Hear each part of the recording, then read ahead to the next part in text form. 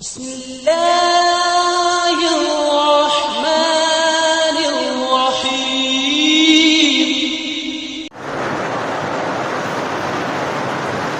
الحمد لله رب العالمين والعاقبة للمتقين والصلاة والسلام على سيدنا محمد وآله وصحبه أجمعين. فقد قال الله تعالى في القرآن العظيم: لن تنالوا البر حتى تنفقوا مما تحبون. فقد قال رسول الله صلى الله عليه وسلم: من طالب حقا فليطلبه في عفاف واف أو غير واف. அளவற்ற அருளாளனும் நிகரற்ற அன்புடையுமாகிய அல்லாஹ்வின் திருநாமம் கொண்டு ஆரம்பம் செய்யும்.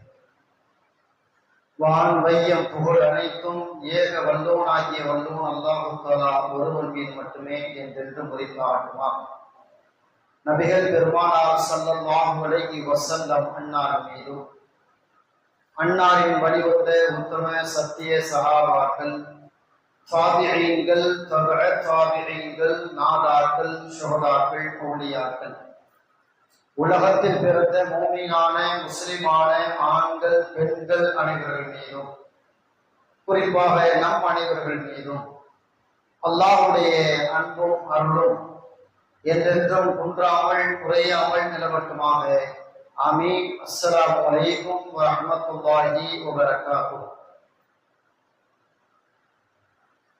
இந்திய தேசம் சிறுபான்மை மக்களுக்கான எதிர்நிலையிலே போய் கொண்டிருக்கிறதோ என்று தோணும் அளவிற்கு முஸ்லிம்களுடைய வக்ஃப் விஷயத்திலே தேவையற்ற காரியங்களை எல்லாம் மூக்குள் நுழைத்து வக்ஃபுடைய சட்டங்களை முற்றிலுமாக மாற்றி இந்த தேசத்தில் சிறுபான்மை மக்களாக வாழும் முஸ்லிம்களுக்கு எதிராக மத்திய அரசு கையாண்டு கொண்டிருக்கக்கூடிய நிலையை நாம் பார்த்து வருகிறோம்.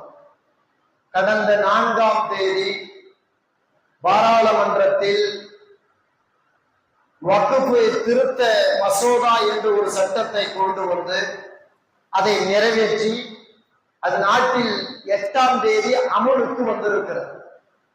முஸ்லிம்களுடைய முன்னோர்களுடைய சொத்து வக்ஃப் சொத்து என்பது. இந்த வக்ஃப் சொத்துனா என்ன, முதல்ல நாம அதை தெரிஞ்சிருக்கணும். அதன் பிறகு இன்றைக்கு அதற்கு எவ்வளவு அந்த சொத்தை திருடுவதற்காக ஒரு சட்டம் போடப்பட்டிருக்கிறது. வக்ஃப் திருத்த மசோதா என்று சொல்கிறார்கள். ஆனால் உலக அளவிலும் இந்திய அளவிலும் அறிஞர்கள் சொல்கிறார்கள், வக்ஃப் திருத்த மசோதா அல்ல, வக்ஃப் திருட்டு மசோதா என்பதாக சொல்லப்படுகிறது. முஸ்லிம்களுடைய சொத்தை முடிந்தவரை திருடுவது, யாரு வேண்டுமானாலும் திருடலாம் அப்படிங்கிற மாதிரி சட்டத்தை ரொம்ப லேசா கொண்டு வந்திருக்கிறான். இது ஒரு வக்ஃப் சொத்து. இந்த வக்ஃப் சொத்தை அந்த பகுதியினுடைய கலெக்டர் வந்து இது இல்லைன்னு சொன்னா வக்ஃப் சொத்து இல்லை, அவர் கையில தான் இது வக்ஃப் சொத்தா இல்லையாங்கிற மாதிரி சட்டம் போயாச்சு. மொத்தத்துல முஸ்லிம்களுடைய ஆண்டாண்டு கால சொத்தெல்லாம் சுருட்டுவதற்காக இன்று கொண்டு வரப்படக்கூடிய ஒரு சட்டம். இந்த வக்ஃப்ங்கிறது எப்படி இஸ்லாமிய சிந்தனையில் உருவானது? பெருமானார் ஸல்லல்லாஹு அலைஹி வஸல்லம் அவர்களுடைய காலத்திலிருந்து இன்று வரை வக்ஃபுடைய நிலைப்பாடு தொடர்ந்து இருக்கிறது. அல்லாஹ் குர்ஆனில் இப்படி ஒரு செய்தியை பதிவு செய்திருக்கிறான்: லன் தனாலுல் பிர்ர ஹத்தா துன்ஃபிகு மிம்மா துஹிப்பூன். நீங்கள் நன்மையை பெற வேண்டுமானால் நீங்கள் விரும்புகின்றவற்றை அல்லாஹ்வின் வழியில் செலவழிக்காதவரை உங்களுக்கு நன்மையை பெற முடியாது, உங்களுக்கு நன்மை கிடைக்காது. எனக்கு என்ன பிரியமோ அதை அல்லாஹ்வுக்காக கொடுக்கிறது. இதுக்கு பேர் தான் உயரிய நன்மை அப்படின்னு அல்லாஹ் குர்ஆன்ல பதிவு செஞ்சிருக்கான். இந்த வசனம் வந்த பிறகு பல நபித்தோழர்கள் தனக்கு பிரியமானதை எல்லாம் கொண்டு வந்து அல்லாஹ்வுக்காக பொதுமக்களுக்காக பிற மக்களுடைய பயன்பாட்டிற்காக அப்படின்னு நிறைய கொண்டு வந்து கொடுத்தான். இந்த வசனம் இறங்கிய பிறகு அப்துல்லாஹ் அதே போல பல நபித்தோழர்கள் இது விஷயத்துல நிறைய கொண்டு வந்து தந்திருக்கிறான். அபூ தல்ஹா ரலியல்லாஹு மாதிரி எனக்கு விருப்பமானது, இது அல்லாஹ்வுக்கு விருப்பமாக பிறருக்கு நான் செலவழிக்கிறேன் அப்படின்னு கொண்டு வந்தான். இப்படிதான் வக்ஃபு வந்தது. வக்ஃபுனா என்னங்க? அல்லாஹ்வுக்காக அந்த சொத்தை அப்படியே விட்டுறது. அந்த சொத்து அப்படியே இருக்கும், அதுல இருந்து மக்கள் பயன் பெறுவார்கள். அது கியாமத்து நாள் வரைக்கும் அப்படியே தான் இருக்கும். ஆனா அதுல இருந்து மக்கள் பயன் பெறுவார்கள். அந்த வகையில ஒருத்தர் நியத்தை பண்ணி விட்டுட்டு போனார்னா அதுக்கு பேரு வக்ஃபு. அந்த வக்ஃபு சொத்தை அவரோ அவருடைய சந்ததிகளோ யாரா இருந்தாலும், அரசா இருந்தாலும் கூட விற்க முடியாது, வாங்க முடியாது. விற்க முடியாது, வாங்க முடியாது. அதுல இருந்து பலனை மட்டும் மக்களுக்கு கொடுப்பது. ஆனால் அந்த சொத்து அப்படியே தரிபாடா இருக்கும் கியாமத்து நாள் வரைக்கும். இப்படிதான் இஸ்லாமிய சட்டத்துல வக்ஃபு சொத்தை பற்றி சொல்லப்படுறது. கிட்டத்தட்ட உலக அளவுல 54 முஸ்லிம் நாடுகள் இருக்குங்க. 54 நாடு. 54 நாட்டுல இந்தியாவுலதான் கிட்டத்தட்ட நிறைய வக்ஃபு சொத்துக்கள் இருக்கிறது என்பதாக ஒரு ஆய்வு கூறுகிறது. அவ்வளவு வக்ஃபு இங்க செய்யப்பட்டிருக்கு இந்திய தேசத்துல. வக்ஃபுனுடைய நிலைப்பாட குர்ஆன் ஹதீஸ் வாயிலாக கொஞ்சம் பார்த்து விடும். அதாவது சஅத் இப்னு உபாதா ரலியல்லாஹு தஆலா அந்த தோழர் வந்தார், வெளியூர் பயணத்தை முடிச்சுட்டு வந்தார். ரசூலுல்லாஹி ஸல்லல்லாஹு அலைஹி வஸல்லம் நேரா வர்றார். யா ரசூலுல்லாஹ், நான் வெளியூர் பயணம் முடிச்சுட்டு வீட்டுக்கு வந்த பொழுது எங்க அம்மா மௌத்தாயிட்டாங்க, எங்க அம்மா இறந்து போயிட்டாங்க. எங்க அம்மாவே எனக்கு அளவு அளவுல பிரியும். எங்க அம்மாவுக்காக நான் எதையாவது இப்ப நன்மையை செய்தால், நல்லறம் புரிந்தால் அந்த நன்மை எங்க அம்மாவுக்கு கிடைக்குமா அப்படின்னு கேட்டார். எங்க அம்மாவுக்கு இருக்கிற வரைக்கும் உபகாரம் பண்ணினேன், எங்க அம்மா மௌத்தாயிட்டாங்க, இப்பயும் உபகாரம் பண்ண நினைக்கிறேன், அந்த உபகாரம் எங்க அம்மாவுக்கு பலன் தருமா அப்படின்னு கேட்டார். பெருமானார் ஸல்லல்லாஹு அலைஹி வஸல்லம் அப்படின்ட்டாங்க. ஆமா, நீ என்ன செஞ்சாலும் நல்லறம் உங்க அம்மாவுக்கு நியத்து ஊத்தி செஞ்சா ஆமா கிடைக்கும் அப்படின்ட்டாங்க. உடனே அந்த தோழர் கேட்டாரு, சரி எங்க அம்மாவுக்காக நான் ஏதோ ஒரு நன்மை செய்ய முடிவு பண்ணிட்டேன். எந்த தர்மம் மிகச்சிறந்த தர்மம் அதை சொல்லுங்கள். அந்த மிகச்சிறந்த தர்மத்தை என் தாயாருக்காக நான் செய்ய முடிவெடுத்து விட்டேன். பெருமானார் ஸல்லல்லாஹு அலைஹி வஸல்லம் சொன்னாங்க, அதன் பிறகு ஸகியுல் மா, தண்ணீர் கொடுக்கிறதா பெரிய தர்மம்னு சொன்னாங்க. காரணம் என்னன்னு கேட்டா, மதீனாவுல அன்னைக்கு தண்ணி பஞ்சம், பெரிய கஷ்டமா இருந்துச்சு. பொதுவாவே கோடை காலத்துல நம்ம பூமியிலே தண்ணி பஞ்சம் வருதுல்ல. கோடை காலத்துல நம்ம இந்தியாவில பல மாதங்களாக பெய்கிற மழை, சில நேரங்கள்ல கொட்டுன்னு கொட்டி தீக்குது மழை. அப்படிப்பட்ட எல்லா வளமும் நிறைந்த இந்த பூமியிலேயே கூட கோடை காலம் வந்துவிட்டால் கொட்டுகின்ற அருவி கூட வற்றி போய் விடுகிறதா இல்லையா?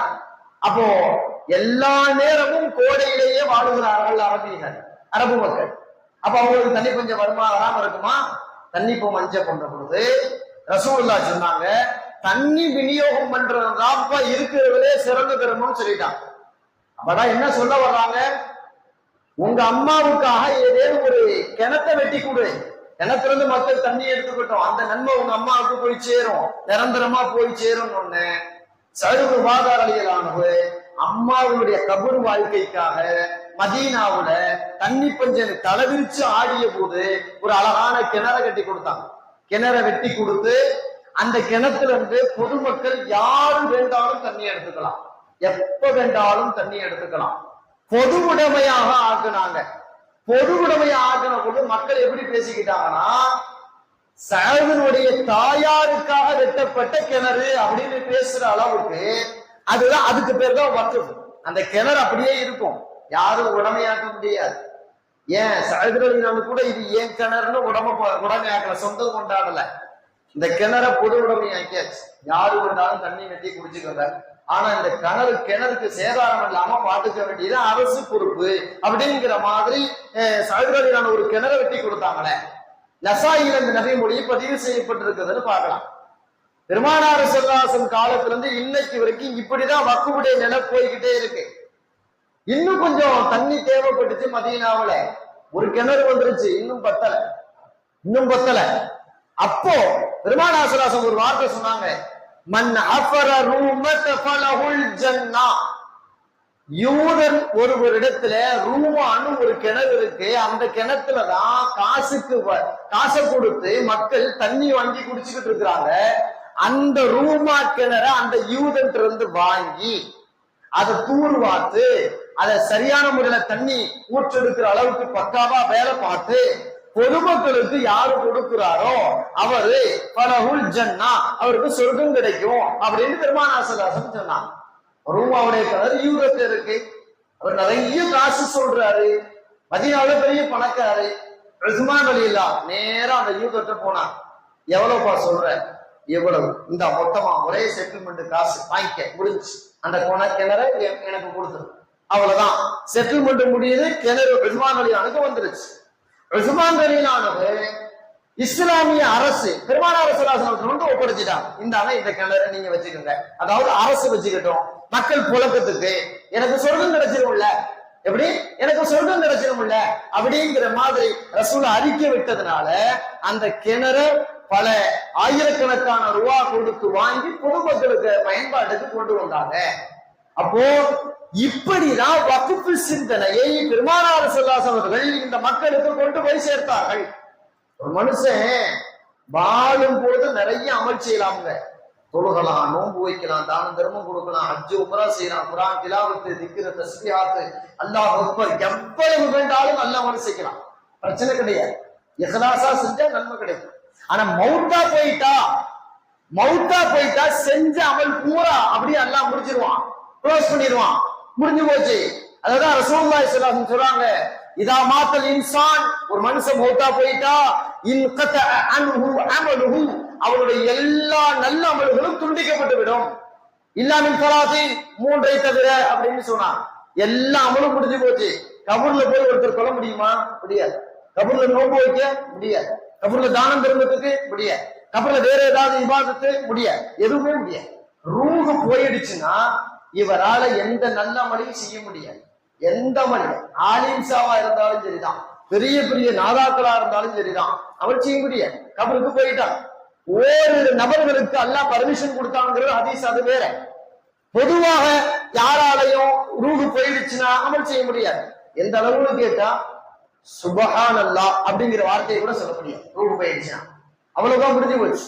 அப்போ ரசூலுல்லாஹி ஸல்லல்லாஹு அலைஹி வஸல்லம் சொல்லி கொடுக்குறாங்க, அமல் எல்லாம் துண்டிக்கப்பட்டிருப்பா, ஆனா 3 காரியம் இவனால் நன்மை கபரிலும் கிடைத்துக் கொண்டிருக்கும் அப்படின்னு சொல்லிட்டு அடுத்து சொன்னாங்க, மின் சதக்கத்தின் ஜாரியத்தின், இவனால் ஏற்படுத்தப்பட்ட சதக்கத்துல் ஜாரியா, அது அந்த பூமியின் மேலே இருக்கும் வரை இவனுக்கு பூமிக்கு கீழே நன்மை வந்து கொண்டே இருக்கும். அதாவது பள்ளிவாசல் கட்டி கொடுக்கிறது, மதரசா கட்டி கொடுக்கிறது, அனாதை இல்லங்கள் கட்டி கொடுக்கிறது, மக்களுடைய பயன்பாட்டுக்காக தண்ணீர் தொட்டி கட்டி கொடுக்கிறது, தண்ணீர் வசதி பண்ணி தர்றது, ஆறு குளங்களை வெட்டி தர்றது, இது மாதிரி ஏதேனும் ஒன்று நிலையா இருக்கணும். அந்த பூமி மேல நிலையா அப்படியே இருக்கணும். அந்த நிலையா இருக்கிற வரைக்கும் இவனுக்கு கபூர்லையும் நன்மை கிடைக்கும். இவன் பூமிக்கு மேல வாழ்ற மாதிரியே இவர் இஹ்லாஸா அல்லாஹ்வுக்காக ஒரு நல்ல விஷயத்தை செஞ்சுட்டு போயிட்டாருன்னா அது இருக்கிற வரைக்கும்.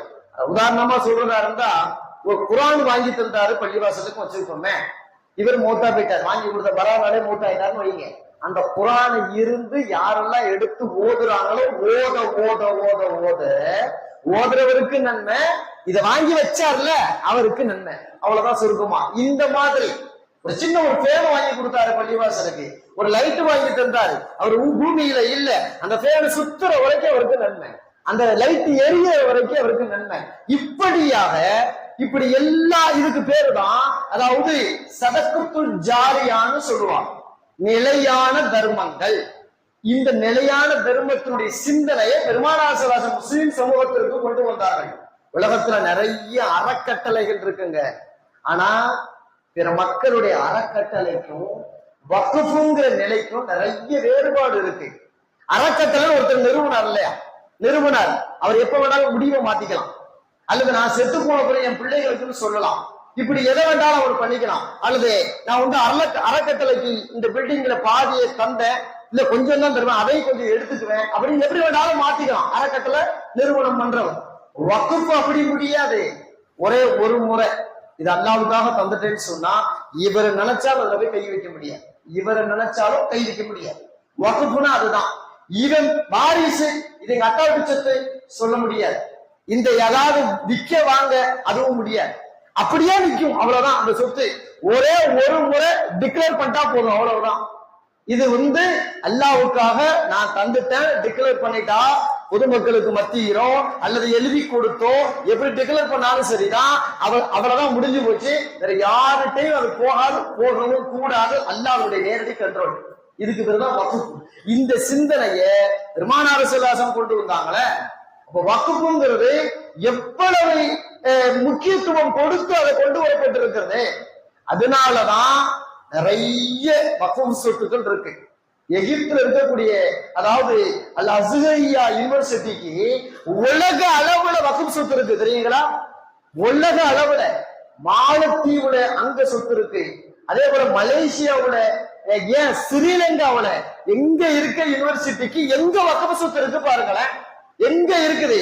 பிலிப்பைன்ல, இந்தோனேசியாவுல, இப்படி நிறைய நாடுகள்ல அங்க இருக்கக்கூடிய இஸ்லாமிய யூனிவர்சிட்டிக்கு இவ்வளவு சொத்துக்கள் இருக்கு. இங்க இருந்து மாதம் மாதம் வருமானங்கள் அந்த யூனிவர்சிட்டியை நோக்கி போய்கிட்டு இருக்கு. ஆயிரக்கணக்கான ஸ்டூடெண்ட் மாணவர்கள் அங்கே இன்னைக்கு படிச்சுக்கிட்டு இருக்கிறான். மார்க்கத்தினுடைய குர்ஆன் ஹதீஸினுடைய நிலைப்பாடுகளை படிச்சுக்கிட்டு இருக்கிறான். இந்த அளவுக்கு நம்முடைய முன்னோர்கள் அல்லாஹ்வுக்காக, ரசூலுக்காக, மார்க்கத்திற்காக அவங்க வாழும் காலத்துல அவங்க சம்பாதிச்சதுல தன்னுடைய கணவன் மனைவி பிள்ளைகளுக்கு விட்டது மாதிரி, மனைவி பிள்ளைகளுக்கு சம்பாதிச்சு மனுஷன் கொடுத்துட்டு போறானா இல்லையா, அந்த மாதிரி தனக்காக விட்டுட்டு போறாங்க. இந்த சிந்தனை இன்னைக்கு நம்மகிட்ட இல்ல. இந்த சிந்தனை இன்னைக்கு நிறைய கோடீஸ்வரர்கள் இருக்கிறாங்க. ஆனா வக்ஃப் சிந்தனை ரொம்ப குறைஞ்சு போச்சு, ரொம்ப குறைஞ்சு போச்சு. முடிஞ்ச வரைக்கும் பார்த்தா வக்ஃப் சிந்தனையோட ஒருத்தர் செலவு பண்ணாருன்னு வைங்க, அவர் தனக்காக கபருக்குள்ள செலவு பண்ணிக்கிறாருன்னு அர்த்தம். மவுத்தா போயிட்டாலும் அவர் செலவு பண்ணிக்கிறார், தனக்காக சேர்த்து வச்சுக்கிறாருன்னு அர்த்தம். காசு பணம் எவ்வளவு இருந்தாலும் ஜனாசா துணியோட உள்ள இறக்கிடுவாங்க. ஆனா இவர் வக்ஃப் விட்டுட்டு போனாருன்னு வைங்க, யாரு நினைச்சாலும் தடுக்க முடியாது. அவருக்கு கோடான கோடி நன்மை உள்ள கபருக்குள்ள வந்துகிட்டே இருக்கும். அது அவரை சொர்க்கத்துல கொண்டு போய் சேர்க்கிற வரைக்கும் ஓயாது. அதனாலதான் வக்ஃப் சிந்தனைய பெருமானார் ஸல்லல்லாஹு அலைஹி சொன்னாங்க. வக்ஃப் செய்யணுங்கிறது நமக்கு அறிமுகப்படுத்தி தந்தாங்க. ரசூலுல்லாஹி ஸல்லல்லாஹு அலைஹி மதீனாவுக்குள்ள போன உடனே பள்ளிவாசல் கட்டுனாங்களே, அந்த பள்ளிவாசலை பொதுமக்களுக்காக உடமையாக்குனாங்களே, அந்த பள்ளிவாசல் கட்டுறதுக்கு யாரெல்லாம் பாடுபட்டாங்களோ அவங்க வரைக்கும் இன்னைக்கு நன்மை கிடைக்குமே. மதீனா இன்னைக்கும் அந்த பள்ளிவாசல் இருக்கு. ஆயிரக்கணக்கான பேரு தொழுகிற பள்ளிவாசல் இல்லையா? அந்த பள்ளிவாசல யாரு சஜிதா பண்ணாலும் அந்த சஜிதாவுடைய ஜவாபு செஞ்சவருக்கு கிடைக்குமா இல்லையா? நிச்சயமாக அந்த பள்ளிவாசலை உருவாக்கியவருக்கு கிடைக்கும். இது பள்ளிவாசலுக்கு மட்டுமல்ல, பல நற்காரியங்களுக்கும் பொருந்தும், பல நல்ல காரியங்களுக்கும் பொருந்தும். உலக அளவுல இப்படிதான் வக்ஃப் சிந்தனையை கொண்டு வந்து நபிகள் நாயகம் ஸல்லல்லாஹு அலைஹி வஸல்லம் அவர்கள் கொண்டு வந்து சேர்த்திருக்கிறார். சஅத் இப்னு அபீ வக்காஸ் ரலியல்லாஹு அவருக்கு ஒரு பெரிய நோவு கண்டுச்சு, பெரிய நோக்காடு வந்துச்சு. அவருக்கு மரண பயமும் வந்துருச்சு. நாம மௌத்தா போயிருவோம், இனிமே எங்க பிழைக்க போறோம், நாம மௌத்தா போயிருவோம் போல இருக்கு. ஆனா ஒரு பெரிய பணக்கார், பெரிய காசுக்கார். நேரா ரசூலுல்லாஹ்ட்ட செய்தியை சொல்லி விட்டார். ரசூலுல்லாஹ் நல விசாரிக்க வரும்போது சொன்னார், யா ரசூலுல்லாஹ் என்கிட்ட நிறைய காசு பணம் இருக்கு, ஒரே ஒரு மகதான் இருக்கிறான், அவளை பத்தி பிரச்சனை இல்லை, இந்த திரண்ட சொத்து எல்லாத்தையும் உங்கள்கிட்ட தந்துடுறேன், இஸ்லாத்துக்காக, அல்லாஹ்வுக்காக, ரசூலுக்காக, பொதுமக்களுக்காக தந்துடுறேன், எடுத்துக்கிட்டுங்க அப்படின்னு. பெருமானார் ஸல்லல்லாஹு அலைஹி சொன்னாங்க, முடியாது அப்படின்ட்டான். அவர் இறங்கி வர்றார், யா ரசூலுல்லாஹ் என்னுடைய சொத்துல பாதிய என் மகனுக்கு வச்சுக்கிறேன், மிச்சத்தை பூரா நீங்க எடுத்துக்கிட்டு போயிருங்க அல்லாஹ் ரசூலுக்காக, மக்களுக்காக. ரசூலுல்லாஹ் அப்பயும் முடியாதுண்டா. அடுத்தவர் இறங்கி வந்தார், யா ரசூலுல்லாஹ் என் சொத்துல 3ல 1 தர்றேன், 2 என் மகளுக்கு விட்டுறலாம் அப்படின்றார். அப்பதான் ரசூலுல்லாஹ் ஸல்லல்லாஹு அலைஹி சொன்னாங்க, ஃபஸ்ஸுலுசு 3ல 1 பாகத்தையா இஸ்லாத்துக்காண்டி தர்றேன் அப்படின்னு கேட்டுட்டு, வஸ்ஸுலுசு கதீரன் 3ல் 1 பங்கு கூட அதிகம்தான், சரி பரவாயில்ல அப்படின்னு எடுத்துக்கிட்டாங்க. அப்போ வக்ஃபுக்கு சட்டம் சொல்லப்படுகிறது. ஒரு தகப்பன் நிறைய காசு கொண்டு வச்சிருக்காரு, பெத்த பிள்ளைங்களை அவருக்கு பிடிக்கல, மனைவிய பிடிக்கல அப்படின்னா பொண்டாட்டிக்கும் இல்ல பிள்ளைக்கும் இல்ல, நான் அனாத ஆசைவதுக்கு எழுதி வச்சுட்டு போயிருவேன் அப்படின்னு இஸ்லாத்துல அப்படி ஒரு நிலை இருக்கான்னு கேட்டா இல்ல. அப்படி ஒரு நிலை இல்ல. ஒரு உசுரா இருக்கும் போதே சொத்தை பூரா உயில் எழுதி இந்த பள்ளிவாசலுக்கு அப்படின்னு கொடுத்துட்டு போயிட்டா அந்த உயில் செல்லுமா? செல்லாது. அந்த உயில் செல்லாது. வேற எப்படி செல்லும்? சொத்துல 3ல 2 பாகத்தை கொண்டாட்டி பிள்ளைக்கு, 1 பாகத்தை மற்ற இடங்களுக்கு எழுதி வச்சுட்டாருன்னா செல்லும். 3ல் 1 பாகம் அவர் எடுத்து கொடுத்தால் அது செல்லும். அது மார்க்கம் அதை சரி என்று சரி காணுகிறது. மொத்தத்தையும் கொடுத்தால் செல்லாது. அப்ப இஸ்லாம் எவ்வளவு தொலைநோக்கு பார்வையோட உனக்காக வக்குப்பு செஞ்சாலும் கூட, கபர் வாழ்க்கைக்கு வக்குப்பு செய்தாலும் கூட மொத்த சொத்தையும் செஞ்சா செல்லாது, கொஞ்சத்தை எடுத்துக்கிட்டு போ அப்படின்னு சட்டம் சொல்லப்பட்டிருக்குது. கிடைக்கிறத பூரா பள்ளிவாசலுக்கு வாங்கி போட்டுக்கிற, கிடைக்கிற பூரா மதரசாவுக்கு யாரு கொடுத்தா வகுப்பு முடிச்சா அப்படிலாம் இல்ல. அதுலயும் அளவு இருக்கு, லிமிட் இருக்கு. இவ்வளவுதான் அப்படிங்கிற ஒரு நிலை இருக்கிற. இந்த அளவுக்கு நம்முடைய மார்க்கம் வகுப்பு விஷயத்துல ஒரு தொலைநோக்கு பார்வையோட ஒரு சரியான அழகான சிந்தனையை கொண்டு வந்திருக்கு. இந்த ஒரு 15 ஒரு குறிப்பிட்ட வருடங்களுக்குள்ளாக சவுதி நாட்டினுடைய மிகப்பெரிய பணக்காரர் ஒருத்தர் இருந்தார். அதாவது சுலைமான் இப்னு அப்துல் அஜீஸ் ராஜிஹீன் அப்படின்னு ஒருத்தர். அவர் நிறைய சமூக சேவை செய்யக்கூடிய மனப்பான்மை உள்ளவர். அதாவது உலக பணக்காரர்களில் அவர் 120வது இடத்துல இருக்கார். அவருடைய சொத்தினுடைய கிண்ண சென தெரியுங்களா? சவுதியில இப்பயும் இருக்க ஒரு சொத்து ஒரே இடத்துல 2 லட்சம் பேரிச்ச மரங்கள் கொண்டது. கின்னஸ் புக்ல இடம் பிடிச்சிருக்கு. ஒரே இடத்துல 2 லட்சம் மரம் கொண்ட பிரமாண்டமான தோட்டம், பேரிச்சம் மர தோட்டம். அது அவருக்கு உரியது. அவரு எப்படி வசூல் பண்ணார் தெரியுங்களா? அந்த தோட்டம் அவருக்கு ரொம்ப பிடித்தமானது. பெரிய காசுக்க ராஜிஹி பேங்க்னு இன்னைக்கும் கூட சவுதி அரேபியாவில் இருக்கு தெரியுங்களா? மலேசியாவில் இருக்கு. சில குறிப்பிட்ட இஸ்லாமிய நாடுகள்ல அந்த பேங்க் இருக்கு. அந்த பேங்குடைய உடைமையாளர் அவரு பிடிச்சு இந்த தோட்டத்தை எப்படி தெரியுங்களா வகுப்பு பண்ணாரு? இந்த 2 லட்சம் மரங்கள் விளைகின்ற உயர்தர பேரிச்சம்பழங்கள், இந்த பேரிச்சம்பழங்கள் மொத்தத்தையும் மக்காவில் இருக்கும் கஅபத்துல்லாஹ், மதீனாவில் இருக்கும் மஸ்ஜித் நபவி, இந்த 2 பள்ளிவாசலுக்கும் நோன்பு திறக்கிற நேரத்துல நோம்பாளிகளுக்கு இந்த பழங்களை விநியோகம் செய்யணும் அப்படின்னு வகுப்பு பண்ணார். உலக அளவில் இருக்கக்கூடிய சில பெரிய பெரிய நாடுகள் இருக்கக்கூடிய பள்ளிவாசல்களுக்கு நோன்பு திறப்பதற்கு இந்த பழங்களை கொண்டு சென்று அவர்களுக்கு விநியோகம் செய்ய வேண்டும் தர்மத்திற்கு அப்படின்னு வகுப்பு பண்ணார். இன்னைக்கும் கஅபாவில ரமதானுடைய மாதங்கள்ல அரசே முன்னின்று அந்த பழங்களை தருகிறது. அது யாருடைய? ராஜிஹி வகுப்பு பண்ண பழம். ராஜிஹி தன் தோட்டத்துல விளைஞ்ச பழத்தை அப்படி கொடுக்கணும் வகுப்பு பண்ணிட்டு போயிருக்கார். இப்படி நிறைய வகுப்பு சிந்தனைகள் உண்டு. ஒரு காலத்துல சிரியாவுல, அதாவது இன்றைய டமாஸ்கஸ் சிரியாவுல கல்யாணம் முடிக்க வசதி இல்லாத ஆண்களுக்கு மகர் கொடுக்க முடியாதவங்கள் இங்கே வாருங்கள், இந்த நிறுவனத்தில் அணுகுங்கள், உங்களுக்கு மகர் தரப்படும், திருமணம் முடிக்கலாம் அப்படின்னு மகர் தொகை கொடுக்கிறதுக்கு சில சொத்துக்கள் இருந்ததுங்க. அதே போல கஷ்டப்படுற பொம்பளை பிள்ளைகளுக்கு திருமணம் முடிக்கிறதுக்கு, நோயின் நோக்காளர்களுக்கு மருத்துவ செலவுக்கு, இதே மாதிரி பல காரியங்களுக்காக அந்த பூமியில வக்ஃபு சொத்தோட நிறைய விட்டுட்டு போனான். ஒவ்வொரு நிய்யத்தோட, இந்த நிய்யத்துக்கு இந்த வக்ஃப், இந்த நிய்யத்துக்கு இந்த வக்ஃப் அப்படின்னு ஒரு வக்ஃப் நிய்யத்தோட விட்டுட்டு போனாங்க. இப்படி நிறைய வக்ஃப் விட்டுட்டு போனதுனாலதான் உலக அளவுல நிறைய வக்ஃப் சொத்து இருக்கு. அதிலும் குறிப்பாக இந்திய தேசத்துல நிறைய வக்ஃப் சொத்து இருக்குங்க. எந்த அளவு தெரியுங்களா? இந்திய தேசம்ங்கிறது ஒரு சின்ன நாடு இல்ல, பறந்து விரிந்த பூமி. இந்த பூமியில முதல் சொத்து அது ராணுவத்திற்கானது, 2வது பெரிய சொத்து ரயில்வேக்கானது, 3வது சொத்து வக்ஃப் சொத்து தான். 3வது பெரிய சொத்து என்ன இந்தியாவுல யாருக்கான சொத்துன்னு கணக்கெடுத்து பார்த்தா வக்ஃப் சொத்து தான் 3வது இடத்துல நிக்குது. நம்முடைய முன்னோர்கள் நிறைய வக்ஃப் பண்ணிட்டு போயிருக்கிறாங்க. இந்த நாட்டை ஆண்ட முகலாய மன்னர்கள், அவர்கள் வழிவந்த பெரிய பெரிய தனவந்தர்கள், பணக்காரர்கள் எல்லாம் அவர்களுடைய சொத்து பத்தில் 2ல் 1 தனக்காகவும் 2 வாரிசுக்காகவும் விட்டு விட்டு போயிருக்கிறார்கள். பல பள்ளிவாசல், மதரசா, தர்கா, யத்தீம்கானா, அதற்கான சொத்து, தோட்டம், துறவு, நிலம்புலம், விவசாய இடம், இப்படி நிறைய வக்குப் பண்ணியிருக்கிறான். எக்கச்சக்கமான சொத்து பத்துக்களை வக்குப் பண்ணியிருக்கிறான். இந்திய தேசத்துல நிறைய வக்குப் சொத்து இருக்கு. அதாவது உலக அளவிலேயே வக்குப் சொத்து நிறைய உள்ள நாடு என்னான்னு கணக்கெடுத்தா இந்தியாவா டாப்ல இருக்கு. சவுதி அரேபியாவில கூட அவ்வளவு வக்குப் சொத்து இல்லைங்க. பெரிய பணக்கார நாடுகள்ல கூட அவ்வளவு வக்குப் சொத்து இல்ல. அல்லாவுக்காக வக்குப்புக்கு செய்த மக்கள் வாழ்ந்தார்கள் என்று இல்லை. ஆனால் இந்திய தேசத்தில் தான் டாப்ல இருக்கு வக்குப் சொத்து. எங்க நிறைய இருக்கு. அல்லாவுக்காக கொடுத்த சொத்து இந்திய தேசத்துலதான் இருக்கு. இந்தியாவிலேயே நிறைய வக்குப் சொத்து எங்க இருக்கு? யூபியில, உத்தரப்பிரதேசத்துலதான் நிறைய வக்குப் சொத்து இருக்கு. அதுக்கு அடுத்து சந்தோஷப்பட்டுக்கணும், தமிழ்நாட்டுல 2வது இடம். வக்குப் சொத்து எங்க 2வது இருக்குன்னா தமிழ்நாட்டுல நிறைய வக்குப் சொத்து இருக்கு. 3வது பஞ்சாப்ல இருக்கு வக்குப் சொத்து.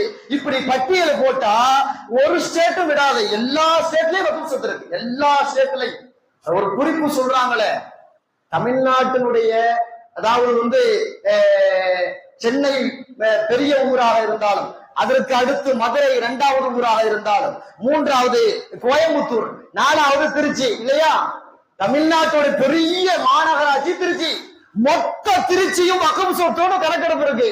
பழைய ஆவணத்தை புரட்டி பார்த்து ஆளுங்க சொல்றாங்க, அதாவது திருச்சியினுடைய சிட்டின்னு எதை சொல்லுவானோ அது எல்லாமே வக்குப் சொத்து. அங்க இருக்கக்கூடிய நத்தர் வலி ஷா அந்த பெரிய மகானுக்காக குந்தவை நாச்சியார் மதுரையில் ஆண்ட ஒரு பெண் இஸ்லாமான பிறகு நிறைய நிலம்பலங்களை கொடுத்தது. மொத்த திருச்சி மாநகரமும் வக்குப் சொத்தை ஆளுகிறது என்பதாக சொல்லப்படுகிறது. இப்படி நிறைய வக்குப் சொத்து இருக்கு. எக்கச்சக்கமான வக்குப் சொத்து இருக்கு. இந்த வக்குப் சொத்து இருந்தாலும் கூட ஆனா துரதிர்ஷ்டம் என்னன்னு கேட்டா முஸ்லிம்களுக்கு பயன்படாமல் தான் இருக்கு. அந்த வக்குப் சொத்தை எப்படி நிர்வாகம் செய்யணும், எப்படி ஏழை எளியவர்களுக்கு கொண்டு போய் சேர்க்கணும் அப்படிங்கிற சிந்தனை இல்லை. அரசு துறையில நிறைய லஞ்சம் இருக்கிற மாதிரி வக்குப் வாரியத்துல நிறைய லஞ்சம் இருக்குன்னு சொல்றான். நிறைய லஞ்சம் இருக்குன்னு சொல்றான். எவனாவது ஒருத்தருக்கு எதையாவது வக்குப் சொத்தை இது இவங்க அப்பே வீட்டு சொத்து மாதிரி தூக்கி கொடுத்துட்டு அது அப்படி இல்லைங்கிற மாதிரி தட்டி கடிக்கிற இடங்களும் உண்டு. நிறைய சொத்து போட்டு வக்குப் சொத்து அதான கையாடல் பண்ணி தனக்கானதாக பத்திரம் எல்லாம் மாட்டிக்கிட்டு போனதும் உண்டு. ஏன் அதிகமா சொல்லுவானே, இப்படி ஒரு கணக்கெடுப்பு சென்னையை பொறுத்தவரை சொல்கிறார்கள். பழைய மதராஸ், மெட்ராஸ் அதனுடைய தாய் பத்திரம் யார் கையில தான் இருக்கு? இஸ்லாமியர்கள் கையில தான் இருக்கு. இஸ்லாமியர் கையில தான் இருக்கு. அதனுடைய தாய் பத்திரம் சொல்லுவோமே, அதாவது நவாப்புகள் ஆண்ட காலம். அது மொத்த அன்னைக்கு இருக்கக்கூடிய நவாப்புகள் ஆண்ட பூமி தான், அதாவது பழைய மெட்ராஸ். மெட்ராஸ்ங்கிறது கூட மதரசாங்கிறது வந்ததுதான் மெட்ராஸ். இப்படி பார்த்தா தமிழ்நாட்டுல நிறைய வக்குப் சொத்துக்கள் நிறைய உண்டு. அதை கொள்ளையடிப்பதற்கு, அதை திருடுவதற்கு தான் இன்று தப்பான சட்டங்களை கொண்டு வந்திருக்கிறார்கள். அதுக்கு பேரு வக்குப்பு திருத்த மசோதா இல்லை, அது வக்குப்பு திருட்டு மசோதா என்று இன்று சொல்கிறார். திருடுவதற்கான ஒரு பிளான்.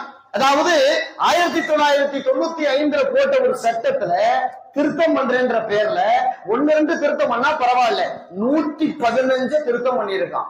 115. அதாவது எந்த அளவு ஒரு கிறுக்குத்தனம்னு கேட்டா, வக்குப் சொத்து முஸ்லிம்களுக்கான, அதுல யாரு நிர்வாகம் பண்ணணும், அதை யாரு எடுக்கணும் கொடுக்கணும், முஸ்லிம்களாக தான் இருக்கணும். ஆனால் வக்குப் சொத்துல நிர்வாகம் செய்வதற்கு என்று பிற சகோதர சமயத்தவர்கள் போடலாம் என்று இன்று திருத்த சட்டத்திலே இடம் இருக்கிறது என்று சொல்கிறார்கள். என் வீட்டு சொத்தை பாதுகாக்க நான் தான் வேணும். பக்கத்து வீட்டுக்காரனை கூப்பிட முடியுமா? பக்கத்து வீட்டுக்காரன் கூட என் சொத்தை நீ பாதுகாத்துக்கணும், பாதுகாப்பான அவன் யோசிக்கணுமா இல்லையா? நீங்கள் ஆலயம் கட்டி வைத்திருக்கிறீர்கள், அதற்கு சொத்து பொத்து வைத்திருக்கிறீர்கள். அந்த சொத்து பொத்து முஸ்லிம் ஒரு நிர்வாகி என்றால் ஏற்றுக்கொள்வீர்களா? இது எவ்வளவு பாரபட்சமான ஒரு சட்டமாக இருக்கிறது. முஸ்லிம்கள் சொத்துக்கு முஸ்லிம்களை கொண்டு வந்து போடு. அது அல்லாமல் முஸ்லிம்கள் இருப்பாங்க, ஆனா நாங்களும் உள்ள இருப்போம் அப்படின்னா மொத்தத்தையும் திருடுவதற்காக இந்த சட்டங்களை இன்று கொண்டு வருகிறார்கள். கொண்டு வந்ததான் தாமதம். 8ஆம் தேதிக்கு பிறகு யூபியில கொண்டு வந்ததுதான் தாமதம். உடனே முஸ்லிம்களுடைய ஒரு பெரிய இடத்தை அரசே ஆக்கிரமிக்க முடிவு பண்ணி புல்டோசர் போகுதே, அங்க போகுது. அதெல்லாம் தரமட்டமாக்கி இது அரசுக்கு உரியது அப்படிங்கிற 8ஆம் தேதி அமலுக்கு வருது. 8ஆம் தேதி அமலுக்கு வந்த மறுநாள் நாள் வந்துட்டான். வக்குப் சொத்து திருடுறதுக்காக ரெடி ஆயிட்டான். அரசு ரீதியாக திருட முடியும் என்ற சட்டங்கள் வந்திருக்கிறது. நிறைய மக்களுக்கு வக்குஃப்னா என்னன்னு தெரியாது. இன்னைக்கு சட்டம் போட்டிருக்கானே, முஸ்லிம்கள் ஏன் கொதிக்கிறாங்க, என்ன பிரச்சனை, அது எதையும் தெரியாம இன்னைக்கு முஸ்லிம் சமூகம் போய்கிட்டு இருக்க. கொஞ்சம் யோசிச்சு பார்க்கணுமா இல்லையா? பெருமானார் ஸல்லல்லாஹு அலைஹி வஸல்லம் இப்படி சொல்வார்கள், மல்லம் யஹ்தம்ம பி அம்ரில் முஸ்லிமீ, முஸ்லிம்கள் காரியத்திலே விவகாரத்திலே எவன் கவலைப்படாமல் எனக்கு என்ன வந்துச்சுன்னு இருக்கிறானோ லைஸ மின்ஹும், அவன் முஸ்லீமாக இருக்க முடியாது அப்படின்னு பெருமானார் ஸல்லல்லாஹு அலைஹி வஸல்லம் சொல்றான். இது முஸ்லிம்களுடைய காரியமா இல்லையா? முஸ்லிம்களுடைய காரியத்துல நாமளே கண்டுகொள்ளாம இருந்தா நாம எப்படி இந்த நல்ல வக்ஃப் சொத்துக்களை மீட்டு எடுக்க முடியும்? அப்ப வக்ஃப் சொத்துக்கு எதிராக சட்டங்கள் போடப்படும் பொழுது அதற்காக நாம் எதிர்த்து குரல் கொடுக்க வேண்டும். போராட்டங்கள், ஆர்ப்பாட்டங்கள், பேரணிகள் நடத்தி இந்திய தேசத்தின் நம்முடைய எதிர்ப்பை வலுவாக காட்ட வேண்டும். முஸ்லிம்கள் வலுவா காட்டுறாங்களோ இல்லையோ, முஸ்லிம்கள் மீது உயர்ந்த அபிப்பிராயம் உள்ள, நடுநிலை சிந்தனை உள்ள பிற சகோதர சமயத்தவர்கள், அவர் பாராளுமன்ற உறுப்பினராக, சட்டமன்ற உறுப்பினராக, இப்படி யாராக இருந்தாலும் அவர்கள் வக்ஃப் சொத்து இன்றைக்கு போடப்பட்ட சட்டம் தவறு என்று மிக தெளிவாக குரல் கொடுக்கிறார்கள். நமக்கு குரல் கொடுக்க பயமா இருக்கு, அவங்க தெளிவா குரல் கொடுக்குறாங்க, இது தப்பு, இது சிறுபான்மை மக்களுக்கு எதிரான சட்டம், முஸ்லிம்களை நசுக்கிறதுக்கு நீ முடிவு பண்ணிருக்க, இதை வாபஸ் வாங்கு, இது இல்லாமலாக்கு அப்படின்னு அவங்க குரல் கொடுக்குறாங்க. அங்கங்க பேரணி ஆர்ப்பாட்டங்கள் நடத்துகிறார்கள் என்று இன்று பார்க்கிறோமா இல்லையா? பெருமானார் ஸல்லல்லாஹு அலைஹி வஸல்லம் ஒரு தோழர் வந்தார், யா ரசூலுல்லாஹ், என்னோட சொத்தை ஒருத்தன் அபகரிக்க பார்க்கிறான், நான் என்ன செய்யறதுன்னு கேட்டார். ரசூலுல்லாஹி ஸல்லல்லாஹு அலைஹி வஸல்லம் சொன்னாங்க, ஃபலா துஅத்திஹில் மாலக், உன் சொத்தை அப்படி விட்டுறாத, அவன் அபகரிக்க வந்தா நீ கொடுத்துட்டு சும்மா இருந்துடாத அப்படின்னா. அப்ப அவரு கேட்டாரு, நான் சும்மா இருக்க போறதுல அதை பாதுகாக்கலான்னு போனா அவன் இந்த சண்டைக்கு வர்றானே, ஏன் சொத்து தான், அவன் ஆட்டை கூட பாக்குறான், எதுதான் இந்த சண்டைக்கு வர்றானே அப்படின்னு கேட்டா ரசூலுல்லாஹ் அவரு கேட்கிற, சண்டைக்கு வந்து நான் என்ன செய்ய? ரசூலுல்லாஹ் சொன்னாங்க, காத்திலும் நீங்க சண்டை போட வந்துட்ட, முடிஞ்ச வரைக்கும் சண்டை போடு. அப்ப நானும் அவனும் சண்டை போடுறோம், ஏதோ ஒண்ணு எடுத்து என்னை வெட்டிட்டான், என்னை மௌத்தாகிட்டான், என்னை சாகடிச்சுட்டான், என்ன பண்றது? அப்ப ஏன் நிலைமை என்ன? அப்ப ரசூலுல்லாஹ் சொன்னாங்க, அந்த ஷஹீதும், நீ ஷஹீதுடைய அந்தஸ்துக்கு உயர்த்தப்பட்டு விடுவாய், சொர்க்கத்துல பிரமாண்டமான வாழ்க்கை இருக்கு. சரி, மௌத்தா போயிட்டா நான் ஷஹீது, என்னை அநியாயமா கொண்டான அவன் நிலை என்ன? பின்னார் அவன் நரகத்தில் இருப்பான். பெருமானார் ஸல்லல்லாஹு அலைஹி வஸல்லம் மிக தெளிவாக சொன்னார்கள், அதாவது தான் சொத்துக்க இவ்வளவு போராடணும்னா வக்ஃப்ங்கிறது பொது சொத்தா இல்லையா? வக்ஃப்ங்கிறது பொது சொத்து. பொது சொத்து இல்லாட்டி நம்முடைய ஜனாசாவை எங்க போய் அடக்கம் பண்றது? ராயப்பேட்டையில பெரிய மன்னம் மையவாடி இருக்கு, நம்முடைய முன்னோர்கள் வக்ஃப் பண்ணிட்டு போனாங்க, யாரு பண்ணான்னு கூட தெரியாது. இங்க நம்ம சகோதரர் மூத்தா போயிட்டாருன்னா தூக்கி கொண்டு போய் அடக்கம் பண்றோமா இல்லையா? அது எப்படி சாத்தியப்படுது? எவரோ ஒருத்தர் வக்ஃப் பண்ணது அடக்கம் பண்றது ஈஸியா இருக்கா இல்லையா? அதாவது மௌத்தா போன பின்னாடி அடக்கம் பண்றது எவ்வளவு கஷ்டம்னு இந்தியாவில இருக்கவங்களுக்கு தெரியலங்க. ஜப்பான்ல கேளுங்க, ஜப்பான் நாட்டுல அதாவது மௌத்தா போனா அடக்கம் பண்றது ரொம்ப பெரிய காஸ்ட்லிங்கிறான், பெரிய செலவாகும்னு சொல்றான். அதே போல அமெரிக்கா, யூரோப் மாதிரி நாடுகள்ல அந்த சகோதரர்கள் சொல்றாங்க, பிற சகோதர சமயத்தவர்கள் இறந்து போயாச்சுன்னா அடக்கம் பண்றதுக்கு பல லட்சக்கணக்கான ரூபாய்கள் செலவு செய்ய வேண்டி இருக்கின்றது. நம்ம ஆளுக்கு காசு பணத்துக்கு செலவே இல்லை, மொத்தா போயிட்டா ஓசியில கொண்டு போய் அடக்கம் பண்ணிட்டு போயிடலாம். அதனாலதான் நமக்கு அதை பத்தியே தெரியல. ஆனா நாம இன்னைக்கு ஓசியில் அடக்கம் பண்றோமே, நம்முடைய முன்னோர்கள் செஞ்ச வக்ஃப் சொத்தா இல்லையா? அதை நம்ம பாதுகாக்கணுமா இல்லையா? வக்ஃப் சொத்தை இன்னைக்கு மையவாடி இருக்கு இல்ல, ஒரு கலெக்டர் வர்றார், இது அரசுக்கு உண்டானது அப்படின்னு அவர் போட்டு அதை எல்லாம் இல்லாம ஆகிட்டா செத்து போன முஸ்லீம் ஜனாசா எங்க அடக்கம் பண்றது? அவங்க வீட்டுல அடக்கம் பண்ண முடியுமா? இல்ல வாடகை வீட்டுல இருக்கிறனால சாத்தியப்படுமா? இப்படி வேறு விதமா யோசிச்சோம்னா நம்ம நிலைமை என்ன ஆகிறது? இது வக்ஃப் சொத்துங்கிறது கபிரிஸ்தானுக்கு மட்டும் பொருந்தல, பள்ளிவாசல்களுக்கும் உண்டு. நிறைய பள்ளிவாசல் வக்ஃப் சொத்துல இயங்குது, நிறைய பள்ளிவாசல்கள் மதரசாக்கள் இயங்குது, நிறைய தர்காக்குடைய சொத்து பத்துக்கள் நிறைய இயங்குது. இதெல்லாம் என்ன பண்ண முடியும்? இது எல்லாம் இயங்க சொத்து, கவர்மெண்ட்டுக்கு உள்ளது, அவனுக்கு உள்ளது, இவனுக்கு உள்ளது. வக்ஃப் சொத்துல ஒருத்தன் உட்கார்ந்து 12 வருஷம் இருந்துட்டான், அது அவன் சொத்துன்னு சட்டம் போடுறான். இன்னைக்கு அந்த சட்டத்துல அது ஒரு திருத்தம். 12 வருஷம் வக்ஃப் சொத்துல இருந்துட்டா அந்த சொத்து அவருக்கு சேருமா? இது எவ்வளவு பெரிய அபாண்டமான ஒரு பிடிக்கி கொடுக்கறதா இல்லையா? வக்ஃப் சொத்து இவ்வளவுதான் லிமிட். வக்ஃப் சொத்துல என்ன இப்படி சட்டம் இருக்கு, 3 ஆண்டிலிருந்து 30 ஆண்டு வரை அவர் அனுபவிக்கலாம். அதாவது வாடகை அடிப்படையில அனுபவிக்கலாம். அதன் பேரு அதன் அனுபவிக்க முடியாது, அது அவர் மாற்றிய வைக்கணும் சட்டம் இருக்கு. இவன் 12 வருஷம் இருந்துட்டு ஆட்டைய போற பாக்குறான். அப்படி ஒரு சட்டத்தை கொண்டு வந்திருக்கான். இன்னைக்கு 115 திருத்தங்களில் மோசமான திருத்தங்கள் நிறைய இருக்கிறது. ஆனா சொல்றது என்ன, முஸ்லிம்கள் நலனுக்காகன்றான். இது எல்லாமே நீலிக்கு நீ வெடிக்கிறது. முதல்ல கண்ணீர் வெடிச்ச மாதிரி இவன் நீலிக்கு நீ வெடிக்கிறான். முஸ்லிம்களை பாதுகாக்க அல்ல, முஸ்லிம்கள் சொத்துக்களை சூறையாடுவதற்கு. அந்த அடிப்படையில இந்த திருத்த சட்ட எதிராக, வக்ஃபு திருத்த சட்டத்துக்கு எதிராக எங்கேனும் ஆர்ப்பாட்டங்கள், பேரணிகள், போராட்டங்கள் நடக்குமே ஆனால் முடிந்தவரை நாம் நம்முடைய பிள்ளைகளோடு, நம்முடைய மூத்தவர்களோடு, ஆண்களோடு அந்த இடத்துல போய் கலந்து நம்முடைய குரலை எங்கே பதிவு செய்யணும், நம்முடைய எண்ணிக்கை எங்கே பதிவு செய்யணும். இது செய்ய வேண்டிய தருணத்தில் நாம் இருக்கிறோம். இன்ஷா அல்லாஹ் இது குறித்து நாம் போராடி கொண்டே இருப்போம். அல்லாஹ் தஆலா வக்ஃப் சொத்தை மீண்டும் மீட்டி தருவதற்கு அல்லாஹ் போதுமானவன். அல்லாஹ் தஆலா இந்திய தேசத்தில் வக்ஃப் சொத்து மட்டுமல்ல, சிறுபான்மைக்க உரிமைகள் அனைத்தும் பாதுகாப்பதற்கு அல்லாஹ் வழிவகை செய்வானாக. அதற்கு எதிரானவர்களை ரப்புல் ஆலமீன் இந்த தேசத்திலிருந்து துடை தெரிவானாக. வ ஆகிரு தஅவானா அல்ஹம்துலில்லாஹி ரப்பில் ஆலமீன். அஸ்ஸலாமு அலைக்கும் வரஹ்மத்துல்லாஹி வபரகாத்துஹு.